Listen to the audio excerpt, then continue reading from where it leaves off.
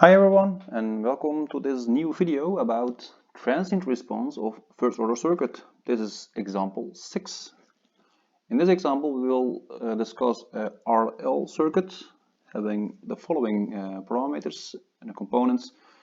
We have independent voltage source Vm, 3 resistors R1, R2 and R3 and an inductor L, and the values are given here on the right side in blue. And there is a switch which will be closed at time equals to 0.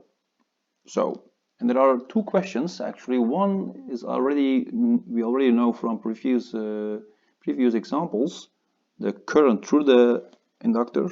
The new one is the voltage across the inductor. So what we'd like to know is both of them. What we do is we will again calculate the current through the capacitor using the procedure we already know from the examples, previous examples, and using that formula, the expression for the current through the inductor, we can calculate the voltage across inductor very easily. So let's start with the procedure. So what we do is we look at the condition for time less than 0, so before the action actually starts. So actually before closing the switch, we would like to know what the condition is. So actually we let the circuit run for a long time, and what we have is a condition where the inductor behaves as a short circuit. So what we have is, if we draw it in a new situation, we have a circuit like this. So we have the Vm, the resistor R1, the resistor R2, and there's a resistor R3, but the inductor will behave as a short circuit, and this will give us the initial condition value. Okay, how can we calculate this? There are many ways to do this. I will use the following. I will take these two resistors, R3 and R2, and combine them in one resistor, and I will call this Rx, and I will denote this point as X. So Rx will be the parallel combination of R2 and R3, and that will be R2 times R3 divided by R2 plus R3. So if we fill in the values given above, that will be 10 times 40 divided by 10 plus 40, and it will be 8 ohms. Alright. Okay, what we have is actually a resistor.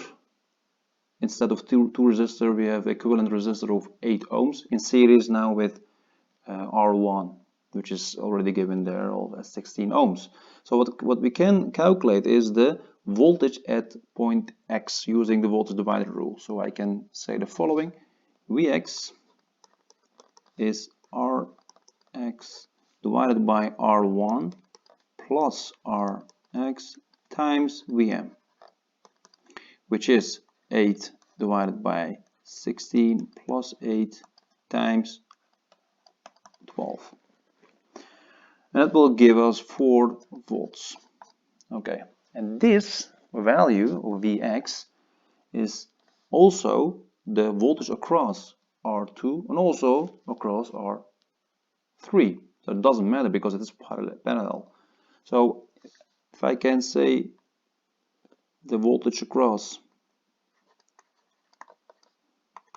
R3, for example, doesn't matter. That will be also Vx, and that will be also 4 volts. Well, because we like to know the IL, the inductor current for initial conditions, for this case, is also the VR3 at initial conditions divided by the R3. And VR3 at initial condition is also 4 volts, because that is the condition we have now and we are now calculating. So that means 4 divided by 40 will give us 0.1 amperes. So that will be 100 milliamperes. And this is actually the initial condition or initial value.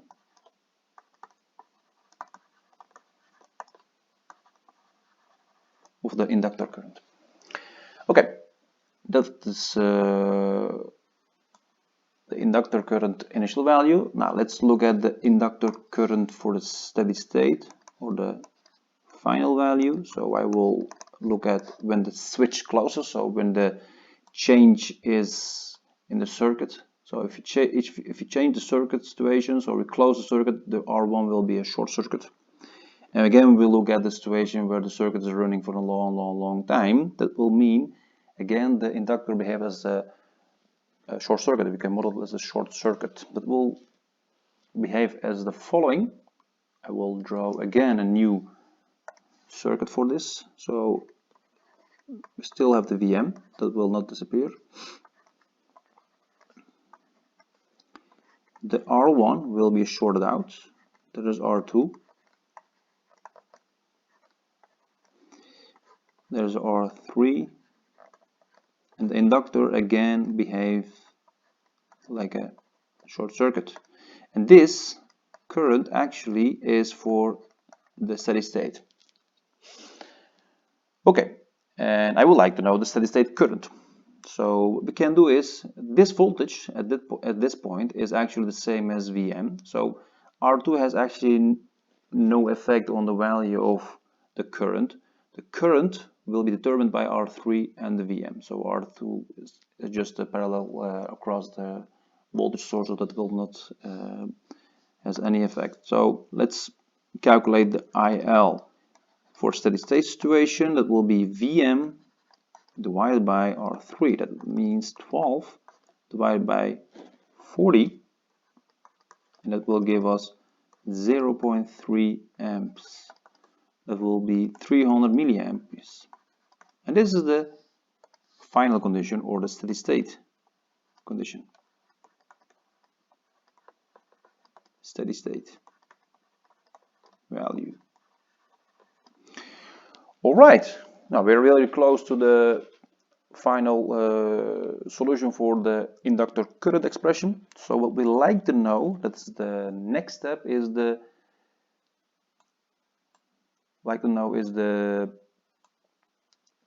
time constant. So I will zoom out a little bit, make room. So okay, so let's calculate the time constant.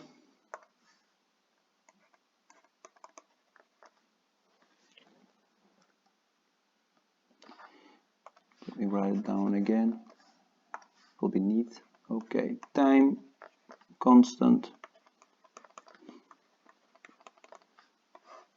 So what is the time constant? What's the expression for time constant? I will write it down here. Tau for the RL circuit will be the inductor divided by the Thevenin resistance seen by the inductor. So what's actually the Thevenin resistance seen by the inductor is actually between these two terminals, which is of course the inductor here, and we'll see the resistance when we look at the left side of the circuit. So then we will disable all of the independent sources, so that will mean that the VM will be a short circuit. So actually the circuit what we get also for this situation, just for calculating the R Thevenin, will be this. So that will be R2 and that will be R3, and we have the inductor actually sitting here, and we are looking between these two terminals, looking to the left, and that's actually the R Thevenin. So what's actually R Thevenin? R Thevenin, because the R2 is shorted out, is only R3. So that's actually that simple. So what we have here, if you calculate the tau will be R Thevenin. I'll write down again. This L divided by R Thevenin, or L divided by R3. And L, we already know that it's 0.02 divided by 40, which is already given. So that will be 50 microseconds, or 5 times 10 to the minus 4 seconds.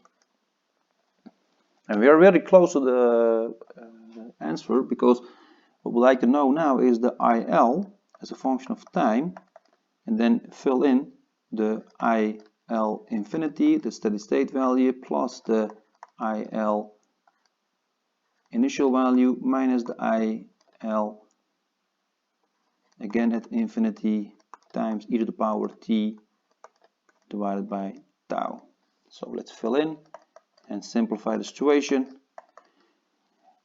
The final value was 0.3 plus the initial value we had 0.1 minus 0.3 and then e to the power minus t divided by 5 times 10 to the minus 4. And if you simplify this, so what we get is, I will do it here. I will do it here. IL, that will be 0.3 minus 0.2 times e to the power minus 2003, and that will be in amperes. Actually, the first question, the next question is actually the VL. So what is VL? Now let's do it in blue here. VL, that's the inductor voltage, is actually the inductor value times the derivative of the inductor current. So we already know the inductor current because we already calculated this here. So it is already done. So what we need actually is fill in the values, and that's actually all of it. So L is 0.02, and then the derivative of the inductor current, that's actually 0.3 minus 0.2 times e to the power 2000 t. So let's calculate this. And what we get is 0.02 times, what you get is minus 2000 times minus 0.2, it will be plus 400 times e to the power 2000 t. And if you simplify this further, then you get 8 times e to the power 2000 t, and it will be in volts. And actually, these are the two questions. IL, that's the current through the inductor, and the volts across the inductor. Again, as you can see, the procedure is exactly the same as before, just calculating the initial condition, the final condition, and the time constant of the RL circuit. Once you know that, you can set up the equation for the current, and once you know that, you can use this formula for the inductor to calculate the inductor voltage. That's actually for this example. So again, make it very to summarize the situation, we look at several situations like before the switch closes, after the switch closes, and we look at the situation where the circuit's in steady state. All right, this was example 6, and it will be, we will continue with another example in other videos. So keep in touch, and if you have any comments or suggestions, just let me know in the comment tail. I will try to answer them as soon as possible. Thank you very much, and see you next time.